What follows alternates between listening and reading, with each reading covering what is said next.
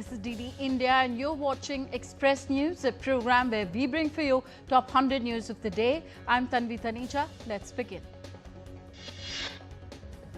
Prime Minister Narendra Modi is on a day-long visit to the South Indian state of Andhra Pradesh. Prime Minister Modi laid the foundation stone, inaugurated and dedicated to the nation multiple development projects in Kurnool. Earlier, Prime Minister Modi visited the Sri Shivaji Spurti Kendra in Siri Salem and was accompanied by State Chief Minister N. Chandrababu Naidu. Sri Lankan Prime Minister Harini Amarasuraya is on a 3-day visit to India, her first since assuming the charge of the top office. During her visit, she will meet Indian political leaders to discuss bilateral issues of mutual interest. Egypt's Foreign Minister Badr Abdulati is on a 2-day visit to India from Thursday. The visiting minister will meet Prime Minister Narendra Modi on Friday. In response to comments on India's energy sourcing, MEA's official spokesperson Randir Jaiswal in a statement categorically made it clear that its policies on energy sourcing guided by consumer interests and said that India is a significant importer of oil and gas. Russia on Thursday responded to Trump's recent claim that India would no longer buy Russian oil, asserting that Russian oil is beneficial to Indian economy, but the Indian government is acting as per its national interests. Russian ambassador said that Moscow won't interfere between the US and India. India's External Affairs Minister Dr. S. Jaishankar participated in the UN Troop Contributing Countries Chiefs Conclave held in New Delhi on Thursday. Addressing the event, External Affairs Minister Jaishankar highlighted India's participation in United Nations peacekeeping operations as a profound expression of its responsibility as a member state and of its belief in global commitments. Inspired by the initiative Ek Ped Maa Ke Naam, the chiefs and heads of delegations planted saplings of Ashoka at the Peacekeepers Grove in New Delhi as part of the UN Troop Contributing Countries Chiefs Conclave. At the NAM Ministerial Committee on Palestine in Kampala, India's Minister of State for External Affairs Kirtivardan Singh reaffirmed India's long-standing commitment to the Palestinian cause and the pursuit of peace in West Asia. Minister of State Kirtivardan Singh also called on Ugandan President Yoweri Kaguta Museveni. In a social media post, the minister wrote that he valued his insightful guidance on further deepening the traditional and multifaceted partnership between India and Uganda. Home Minister Amit Shah inaugurated the Conference on Extradition of Fugitives, Challenges and Strategies in New Delhi on Thursday.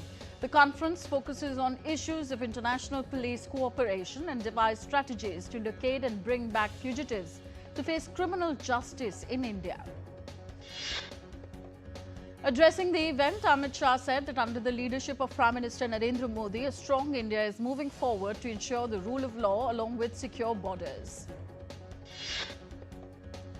Amit Shah extended greetings to the NSG personnel on their raising day. He emphasized that they have set gold standard in combat excellence by securing the nation with unwavering valiance and sacrifice. The Indian Air Force successfully tested a new military combat parachute system in a combat free-fall jump from an altitude of 32,000 feet. Defence Minister Rajnath Singh congratulated the Defence Research and Development Organisation for the same. Rajnath Singh on Thursday visited the Symbiosis University in Pune along with Maharashtra Chief Minister Devendra Fadnavis and State Education Minister Chandrakant Patil. Addressing the convocation ceremony of Symbiosis Skills and Professional University, the Defence Minister said that over the past 11 years, the Ministry of Skill Development and Entrepreneurship has worked to transform challenges related to skill development into opportunities. The Indian Army signed a contract with Messrs Thales, UK for lightweight modular missile system. Procurement of the system enhances the Indian Army's ability to detect and destroy high-value aerial threats. A civic reception for India's Railway Minister was organized by the Rajasthan Maithil Parishad in Pratapnagar, Jaipur. On Thursday, the Union Minister was felicitated for the launch of Rajasthan's Amrit Bharat train running from Madar Ajmer to Darbhanga.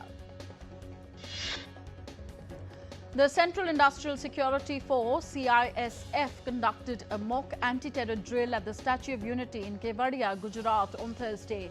The drill effectively tested real-time communication, coordination and operational readiness of all agencies. On to business news now. Indian equity indices ended on a strong note on Thursday. The Nifty at the National Stock Exchange added 262 points to close at 25,585.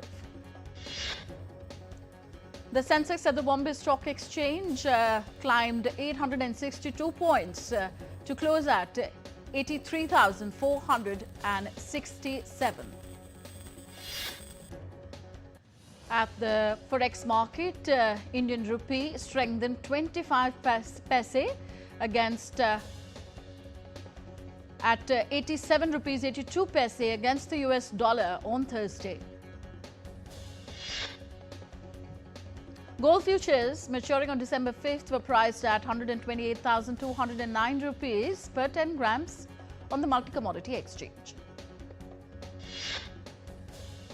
Silver futures for December 5th maturity stood at 164,054 rupees per kilo on the MCX.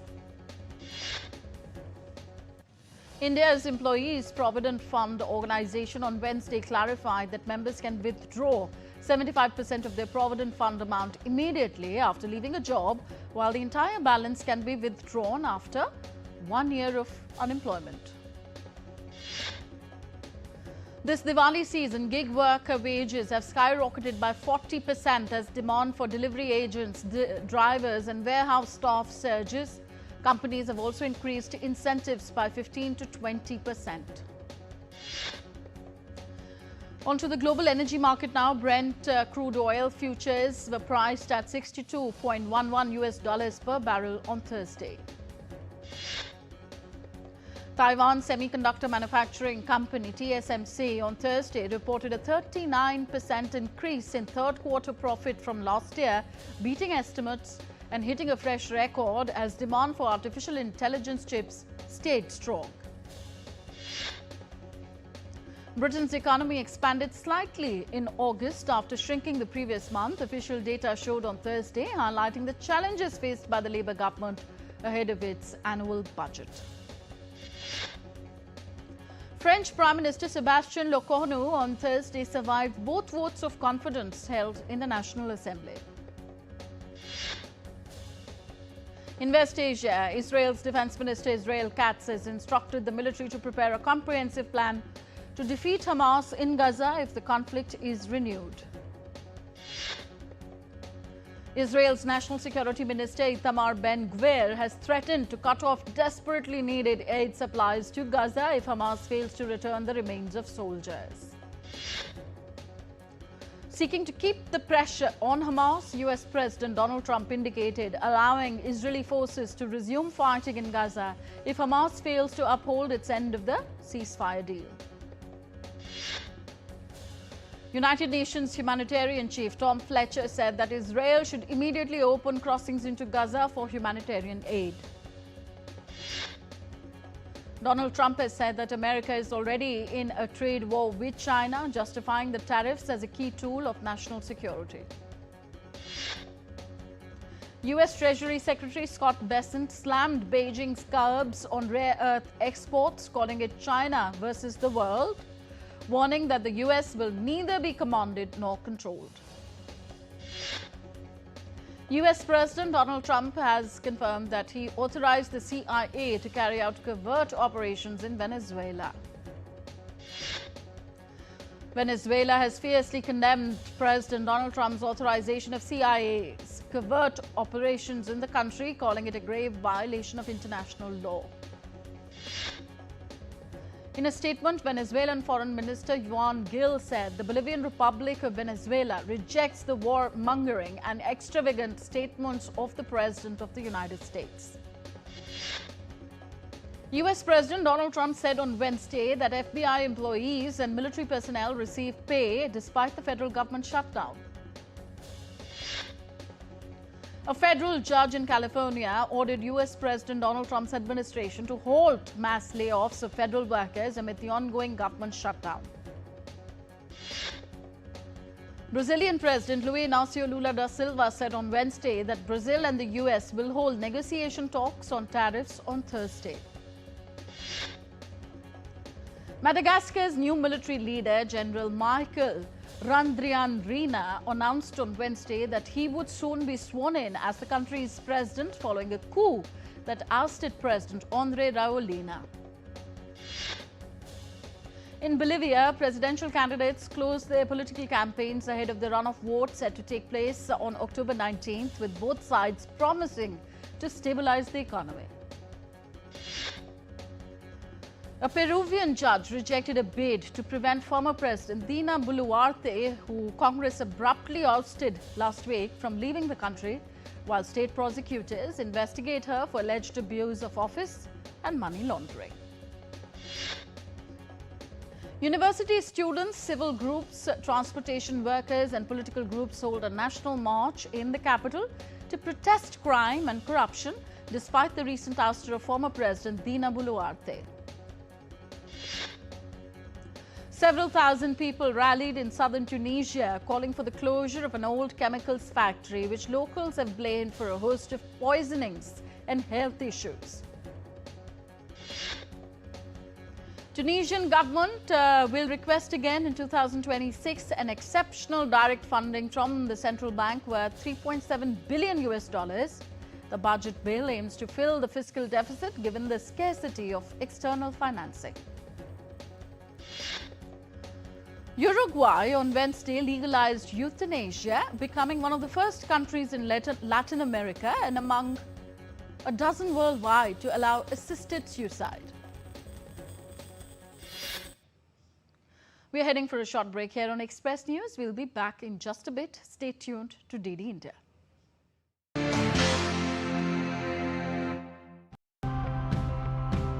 Faster, smarter, better. That's often the promise that comes with modern technology, but all of it comes at a risk. To deal with this kind of mismatch, we have created a master plan based on population projections up to 2055. The main reason for looking for dry areas is both an efficiency reason and an avoidance of corrosion. We decided that this cannot go on forever. Something needs to be done. And we also were very certain that only technology option will be the best option, because human intervention has several limitations. The big advantage is you don't have to go back to the start of the chain like mining iron ore. Eisenerz des Anfangs und You can reuse materials that have already been processed.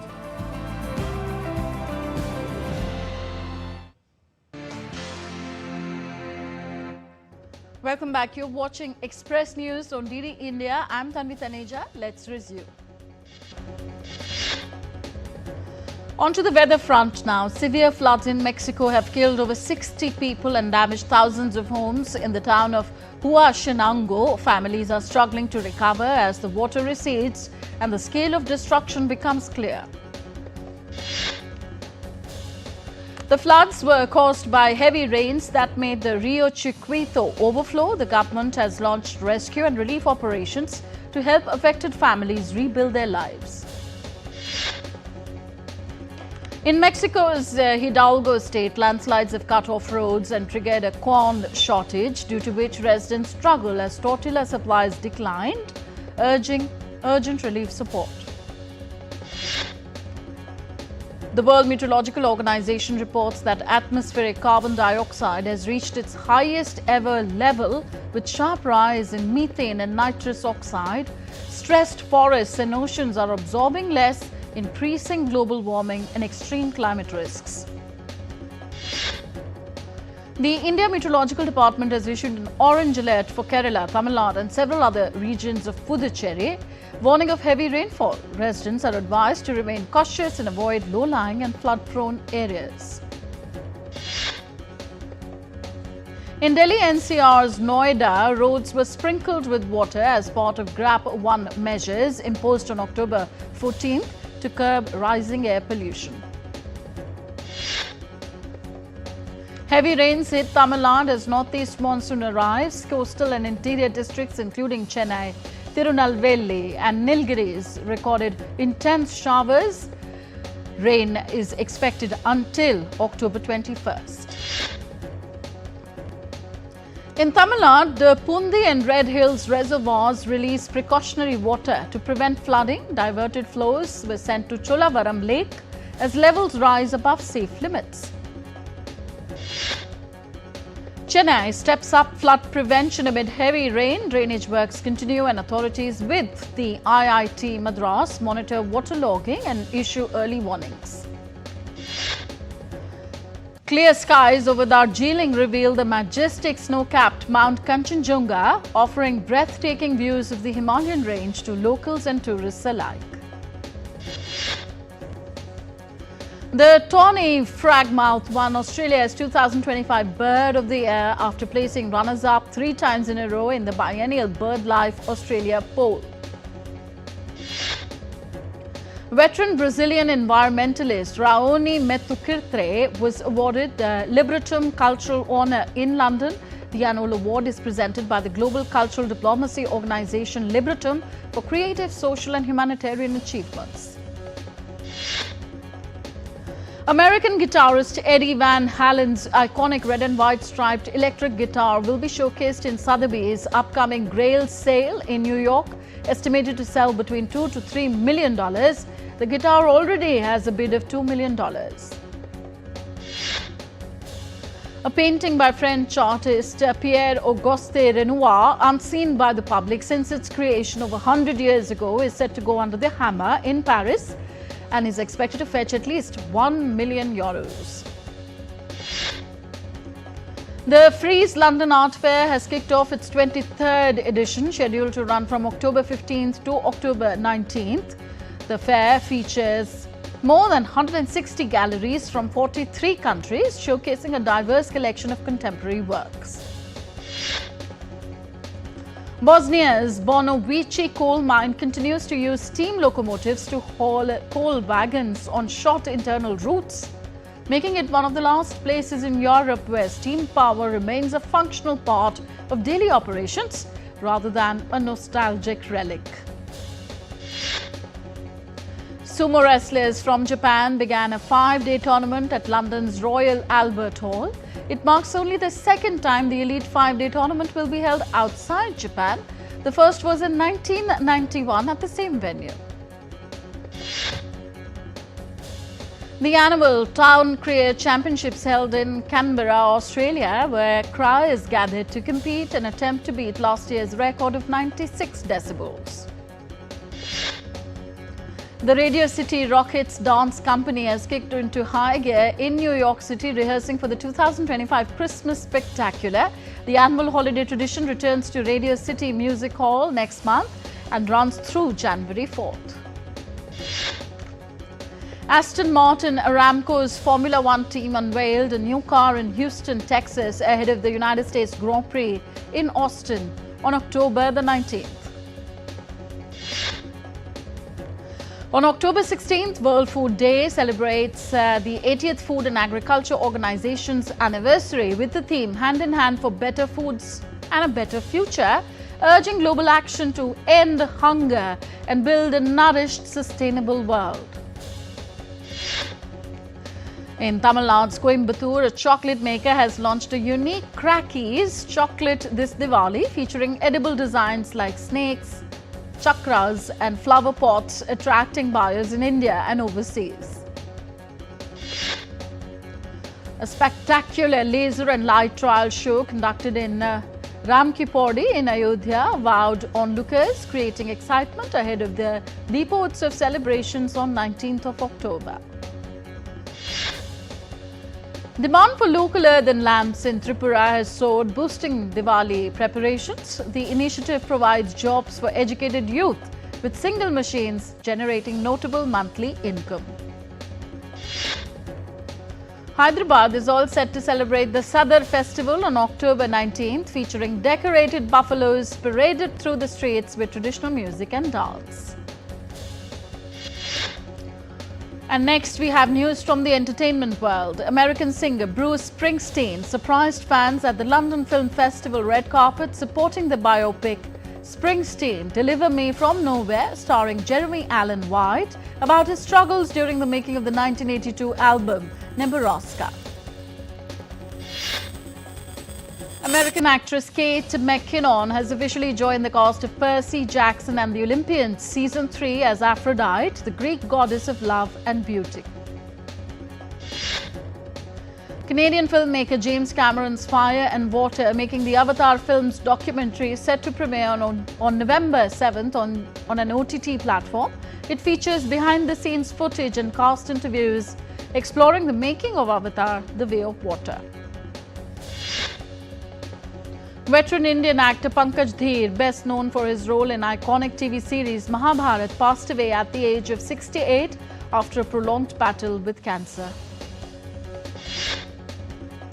Bollywood film Dhurandhar unveiled its title track on Thursday, featuring Ranveer Singh's intense look and action stunts.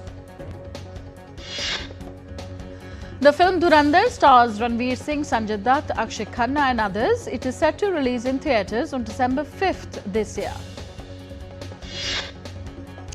Indian actors Ayushmann Khurrana and Rashmika Mandanna set the stage on fire in Delhi with a dance performance from their upcoming film Thamma, releasing on Diwali this year. Indian singer-actor Diljit Dosanjh released its new track Kufar, featuring Miss World 2017 Manushi Chiller. The single from his album Aura blends bold glamour and charm. Indian music reality series I Pop Star will begin streaming from October 18th on an OTT platform. The show will see famous music personalities like King, Asta Gill, Aditya Rikhari and Parmish Verma mentoring contestants, creating original songs to win the title of India's first I-Pop star. Kannada film Kantara Chapter 1 crossed 475 crore rupees at the box office in 14 days. A prequel to the 2022 hit, it's set in pre-colonial Karnataka and stars Rishabh Shetty, Rukmani Vasant and Gulshan Devaya and Jayaram. On to sports news now. The Commonwealth Sports Executive Board said that the Indian city of Ahmedabad has been recommended as the host city for the 2030 Games. The board said it will propose Ahmedabad in the western state of Gujarat to the full Commonwealth Sports membership for the approval at the General Assembly in Glasgow on November 26th. External Affairs Minister Dr. S. Jaishankar said hosting the tournament is a proud moment for the entire nation and a testament to Prime Minister Narendra Modi's vision for sports. Australian four-times Olympic gold medalist Ariane Titmus has retired from competitive swimming at the age of 25, ending a stellar career that featured one of the sport's great rivalries with American Katie Ledecky. Titmus confirmed her decision on Thursday, bowing out as one of Australia's most decorated athletes with 8 Olympic medals and 4 world titles. Pakistan had a golden chance to script their maiden win over England, but rain forced them to share a point with the four-time champions in their ICC Women's World Cup match here on Wednesday. Nepal and Oman secured their berths for next year's ICC Men's T20 World Cup in India and Sri Lanka. With the UAE defeating Samoa, Oman and Nepal's progression to the 2026 event was confirmed, irrespective of the result of their remaining Super 6 fixture. New Zealand batting stalwart Kane Williamson joined Lucknow Super Giants as a strategic advisor ahead of the Indian Premier League's next edition.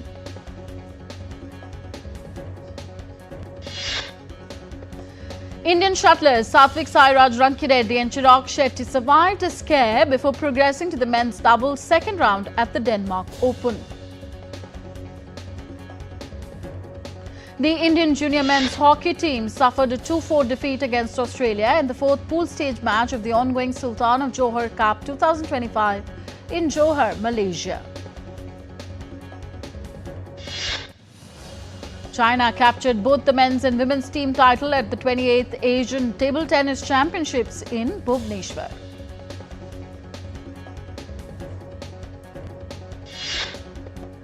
The Indian senior women's team will play 2 friendlies against Iran and Nepal during the October FIFA Women's International window at the Jawaharlal Nehru Stadium in Shillong. Indonesia parted ways with its Dutch national men's national soccer team coach Patrick Kluivert, citing a mutual agreement.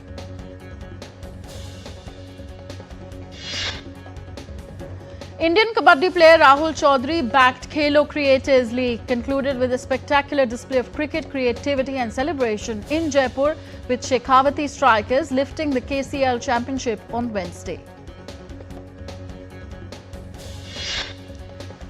And with that, we end this edition of Express News. Thank you for tuning in. Namaskar.